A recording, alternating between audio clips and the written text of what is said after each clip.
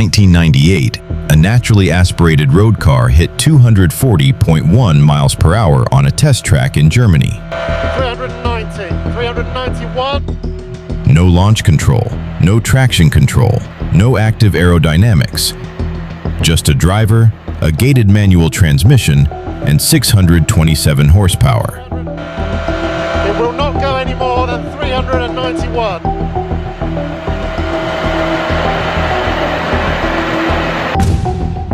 One car that can claim the title of being this generation's ultimate motor car, the McLaren F1. 27 years later, hypercars boast 4-digit power figures, electric motors at every wheel, and computers that react faster than human thought. They've broken every record the McLaren F1 once held. Yet when collectors gather, when engineers speak in private, when the conversation turns to what defines automotive perfection, one name still commands the room. Oh, it's going to get me into trouble. This car is going to get me into trouble. The McLaren F1 doesn't dominate headlines anymore. It doesn't need to.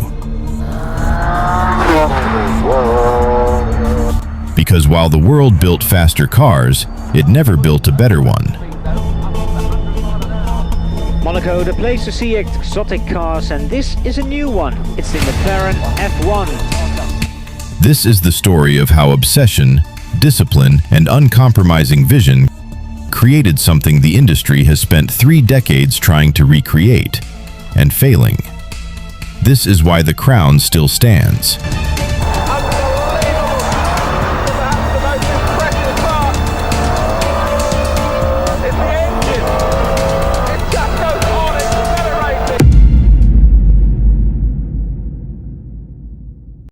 Before the F1 existed, there was Gordon Murray, a Formula One designer who'd spent 2 decades chasing fractions of seconds. He understood something most engineers never grasp, that greatness isn't addition, it's subtraction. In 1993, the McLaren F1 burst to the top of this elite club to take the crown as the 20th century's most significant and expensive sports car. Murray's philosophy was brutal in its simplicity. Every component had one question to answer. Does this make the car faster, or does it make the driver faster? If the answer was neither, it didn't belong. People look back on the F1 and say, you know, it was a very clever car because it was the first carbon car, but actually, it wasn't really. It was just Formula One technology, purely Formula One technology applied to a road car. So the monocoque and the body on the F1, it was identical to current Formula One cars in the early 90s. In 1988, McLaren's Formula One team was untouchable. Ayrton Senna and Alain Prost dominated in cars Murray helped create.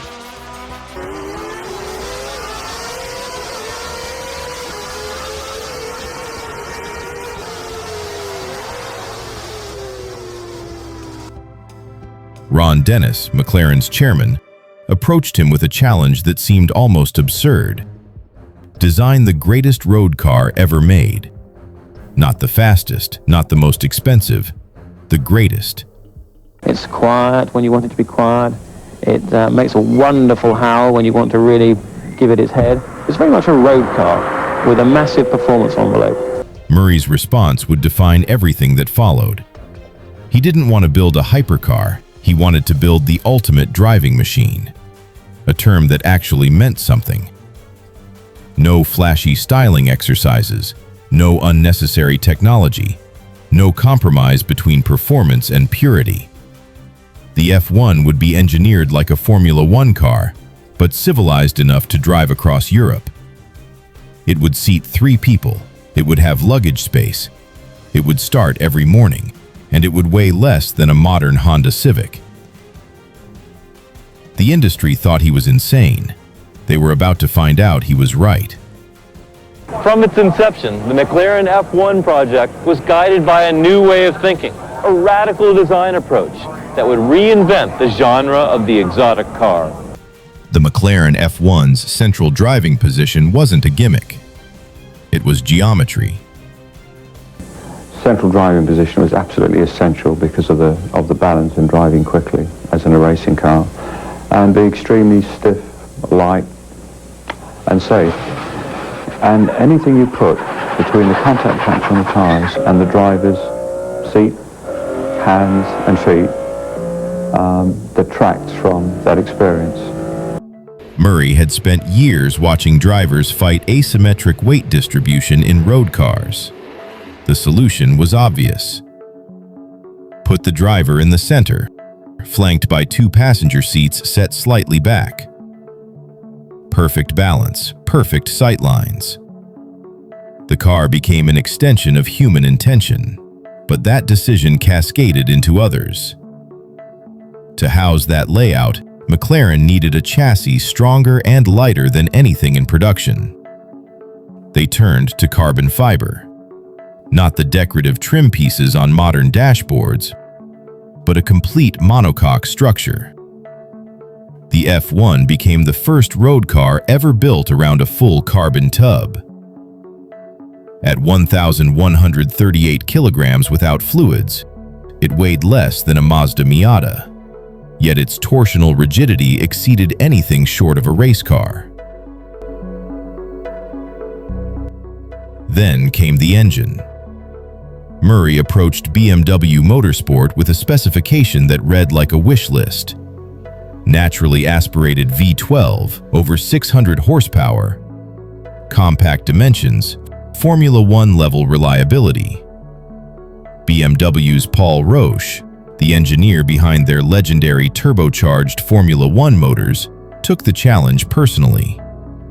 The result was the S70/2, a 6.1-liter masterpiece that redlined at 7,500 RPM and produced 627 horsepower without a single turbocharger, supercharger, or electronic aid. It was an engine designed to last 150,000 miles, while delivering performance that wouldn't be matched by a naturally aspirated road car for another 2 decades.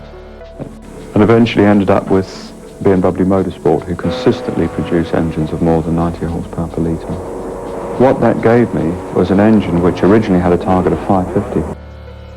Murray lined the engine bay with gold foil, not for show, but because gold reflects heat more effectively than any alternative. Function dictating form, always.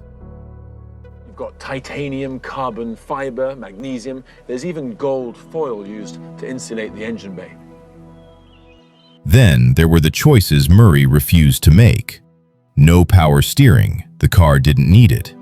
No anti-lock brakes initially, drivers should control their own threshold braking. No radio as standard, weight was sacred. Ready, right now, bang! There you are, 7,400 revs in third, 7.4 in fourth. Every modern hypercar is an engineering achievement. The McLaren F1 was an exercise in restraint.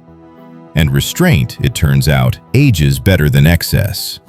To actually get in the car for the first time and fire it up and drive it away after all the dreams and the hard work and blood, sweat and tears was amazing.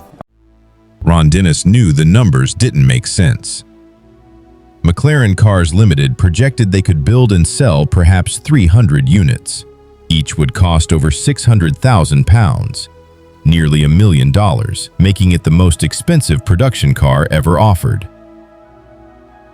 Development costs were staggering. Profit margins were negligible at best. Competitors were baffled. Ferrari sold thousands of cars annually. Lamborghini had economies of scale. McLaren was a Formula One team with no road car infrastructure, building something so complex that each unit took 3 months to assemble. But Dennis understood what others didn't. The F1 wasn't a product, it was a statement. McLaren wasn't trying to establish a road car division or compete with established manufacturers. They were proving that Formula One engineering discipline could create something entirely new. A road car that didn't compromise, didn't cut corners, didn't apologize for its extremity. Only 106 were ever built. 64 road cars, 5 prototypes, 28 racing variants, and a handful of special editions. The scarcity wasn't a marketing strategy, it was consequence. Building excellence at this level simply couldn't scale. What McLaren couldn't have predicted was how this decision would transform the F1 from an engineering milestone into the ultimate collector asset. Today, clean examples trade hands for over $20 million, 50 times their original price.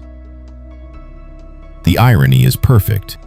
A car built with zero concern for investment value became the most valuable car ever made. March 31st, 1998. Volkswagen's test track in Eichstätt, Germany.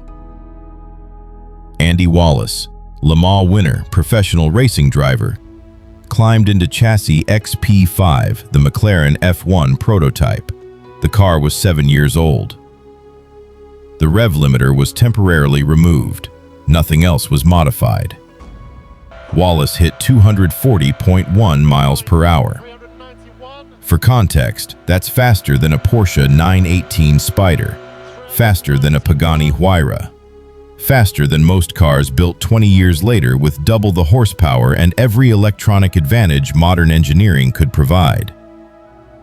The F1 held that production car speed record for 7 years, until the Koenigsegg CCR broke it with 241 miles per hour, using a supercharged engine and a car designed specifically for top speed runs. But here's what the record books don't capture.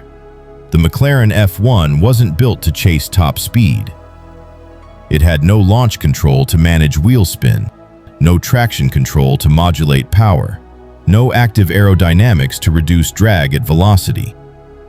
It simply had a driver, a manual transmission, and engineering so fundamentally sound that speed was almost incidental. In an era where hypercar manufacturers need 1,000-horsepower hybrid systems and computer-controlled everything to break 250 miles per hour, the F1's achievement becomes more impressive with every passing year. Because it didn't need help. It just needed a competent driver and an open road. 289, 390.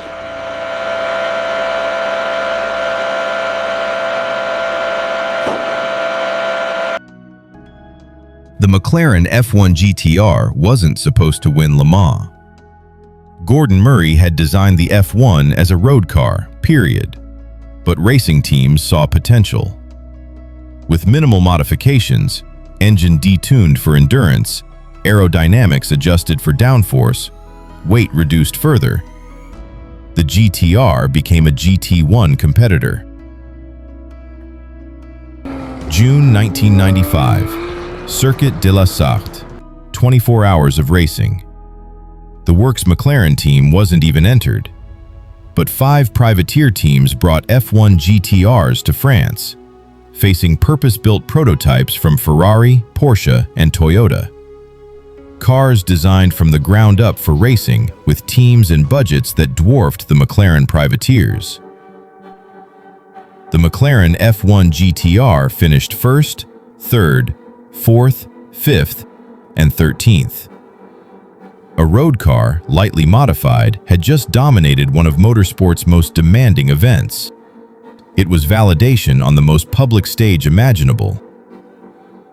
Murray's philosophy, that lightness, balance, and purity would translate to performance, had been proven correct not just on road tests, but against dedicated racing machinery.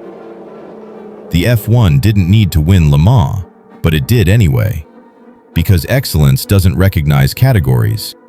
It simply performs.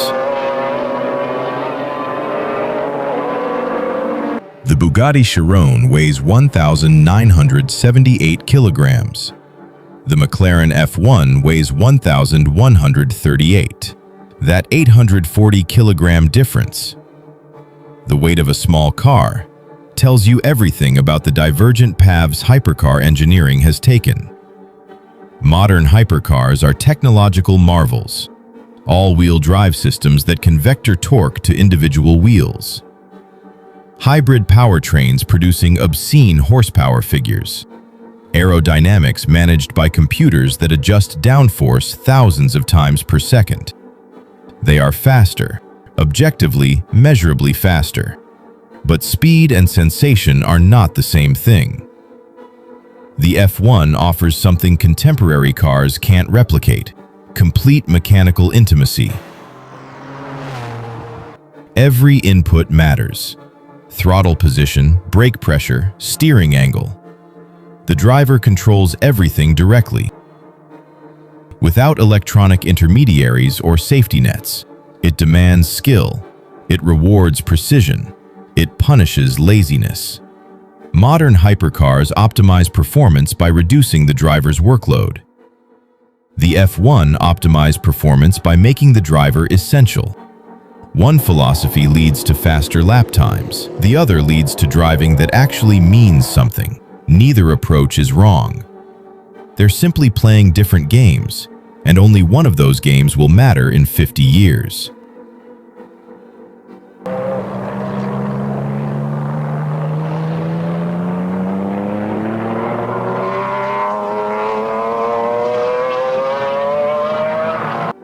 In 2000, you could buy a McLaren F1 for under $1 million.